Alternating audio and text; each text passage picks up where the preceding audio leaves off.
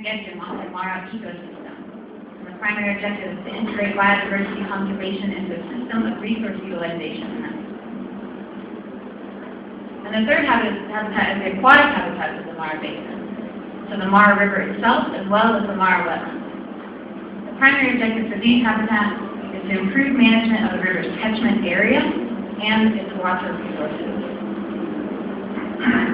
The specific actions recommended in this document serve to promote biodiversity conservation through providing a guideline for concerted transboundary action among the various stakeholders in the basin, which promotes efficiency of initiatives.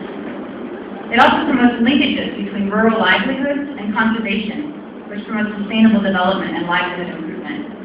And it promotes the use of strategic and science-based information in the development of conservation initiatives. Through this process, one area was identified as the primary driver for biodiversity in the Mara Basin, and that is water. Water resources throughout the basin are threatened by development, the demands of development in a number of ways, but fortunately, both the Kenyan and Tanzania Water Acts call for protection, identification, and protection of reserve flows for all bodies of water. Reserve flows are defined as that quantity and quality of water required first that satisfy basic human needs, and second, to protect aquatic ecosystems in order to secure ecologically sustainable development. Environmental flow assessments are the cutting edge of science to determine what these reserve flow levels are. So an environmental flow assessment was carried out in the Mara Basin that called upon multiple Kenyan and Tanzanian specialists to determine minimal sustainable flows for the river.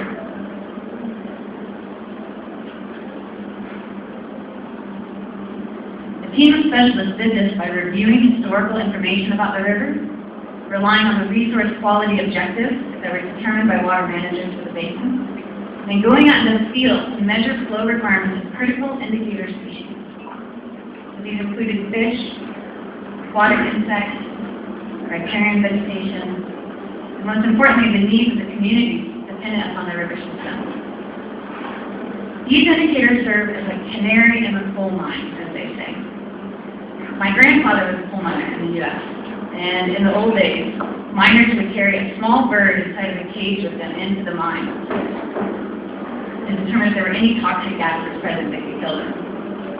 Because the bird was much more sensitive to these gases than the people were, if the bird died, the miners knew that they were in trouble and they needed to rescue. These are our canaries in the coal mine. These critical indicators in the river are more sensitive to changes in water quantity and quality than we are. But we can watch them carefully, and if they start to die, we know that we're also in trouble. So here's a graph of the results that the team of specialists arrived at. I want to take a minute to talk through this. In blue, we have the average amount of water available in the system according to the hydrological record. So you can see the high flows that are associated with the long rains from March to June, and you can also see the low flows that come during the dry season in February. In red, we have the reserve flow recommendations that were recommended by the specialists. This has been made to account for minimum sustainable flows at critical points in the hydrograph in a way that mirrors the natural highs and lows of the river. We can compare these two graphs then to get a first estimate of the amount of water available for abstraction. So the good news about this graph is that during the wet season of years with normal rainfall, there's plenty of water available for abstraction in the basin. However, during dry seasons, much less water is available. And the situation during drought years is quite different. The amount required by the reserve is lower, but the amount naturally available in the system is also lower, and even becomes critical at some point. In fact, the assessment found that in the upper catchment, reserve flows are currently not being met during drought years, which is a sign of a decline in the health of the river basin. So this data is a very significant development for water resources management in the Mara River Basin and really in East Africa, because these recommendations are real numbers about the required reserve flows in the system. They're the outcome of a robust and widely applied process that involves multiple experts, and they can be applied by water resource managers on the ground. And in fact, ongoing monitoring has supported these recommendations. During our monitoring, we actually documented the river falling below the threshold recommendations of the reserve. This is a picture of the Mara flowing at 1 cubic meter per second, which is half of the reserve flow recommendation for this time period, but still greater than the fallback reserve requirement known as Q95. These dramatically low flows resulted in a sharp decline in water quality, which is associated with typhoid outbreaks among the river-dependent communities in the upper catchment, and a large and widespread fish kill in the middle and lower catchments, which impacted even those species we hadn't identified as being sensitive. So this to us is a very powerful signal that there are some critical signs of the health of the river basin and actually. The primary recommendation of the environmental flow assessment is for water managers to implement the reserve flow recommendations by not permitting abstractions above the amount available.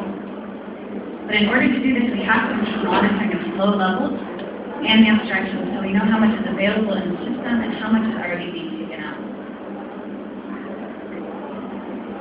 We also need to increase the ability of resource managers and grassroots users to be able to undertake this monitoring and protect reserve flow. And we need to make better use of the water that we have available in the system. We can do this by thinking of creative, sustainable ways to increase off-channel storage, to take advantage of those higher wet season flows to carry us through the dry season so we don't keep taxing the river.